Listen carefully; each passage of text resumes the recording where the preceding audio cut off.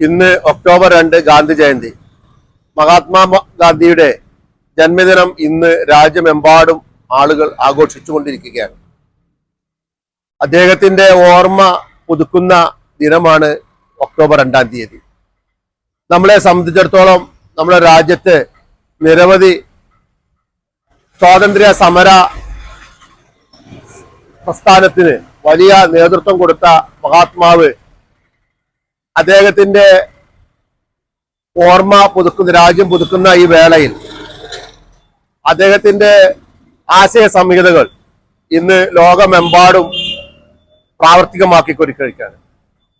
United Nations അദ്ദേഹത്തിന്റെ ഓർമ്മ പുതുക്കുന്നതിന് വേണ്ടി ലോക സമാധാന ദിനമായി ഒക്ടോബർ 2-ാം തീയതി തിരഞ്ഞെടുത്തിരിക്കുന്നു.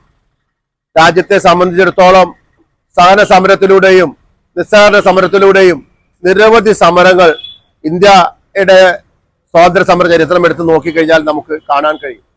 അതുപോലെ തന്നെ ഇന്ന് ഇന്ത്യ നേരിടുന്ന വലിയ വർഗീയ ഫാസിസ്റ്റ് ഭരണ സംവിധാനങ്ങളിൽ നിന്നൊക്കെ മാറി ഇന്ത്യയുടെ ഗ്രാമങ്ങളിലാണ് ഇന്ത്യയുടെ ആത്മാവ് കുടികൊള്ളുന്നത് എന്നുള്ള സന്ദേശം ഈ ലോകത്തിനും ഇന്ത്യക്കും പകർന്നു കൊടുത്ത മഹാത്മാവ് ഇന്ത്യയെ നേർവഴിക്ക് നയിക്കാൻ ശ്രമിച്ചു.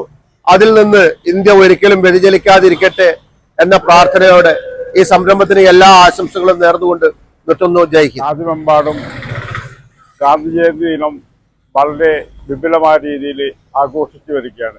ഇതിലും നീതിക്കും അഹിംസയ്ക്കും എതിരെ നിരന്തര പോരാട്ടം നടത്തിയിട്ടുള്ള നമ്മുടെ മാൽപ്പത്തി മുന്നോട്ട് വച്ച ആശയങ്ങളാണ് ഇന്ന് നമ്മുടെ രാജ്യത്ത് സംഘലിപികളിൽ എഴുതി വെച്ചിട്ടുള്ളത്.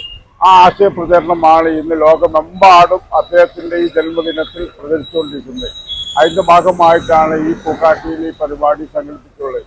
ഇന്ത്യൻ നാഷണൽ കോൺഗ്രസിന്റെ 100ാമത് അധ്യക്ഷനായി ചുമതലയേറ്റുള്ള 100ാമത് വാർഷികമാണ് ഈ വർഷം. അതുകൊണ്ട് ഇന്ത്യൻ നാഷണൽ കോൺഗ്രസ് തന്നെ വാർഡ് തലത്തിലാണ് ഇതിനുള്ള ആശയ പ്രചരണങ്ങളും ജന്മദിന ആഘോഷ പരിപാടികൾ സംഘടിപ്പിച്ചുകൊണ്ടുള്ളത്. ഈ പരിപാടിക്ക് എല്ലാവിധ അഭിവാദ്യങ്ങളും അർപ്പിച്ചു. എംപയർ കോളേജിലാണെങ്കിൽ ജോലി വെറും സ്വപ്നമാകില്ല. Empire College of Science, Moodal, Kuttippuram, Malappuram.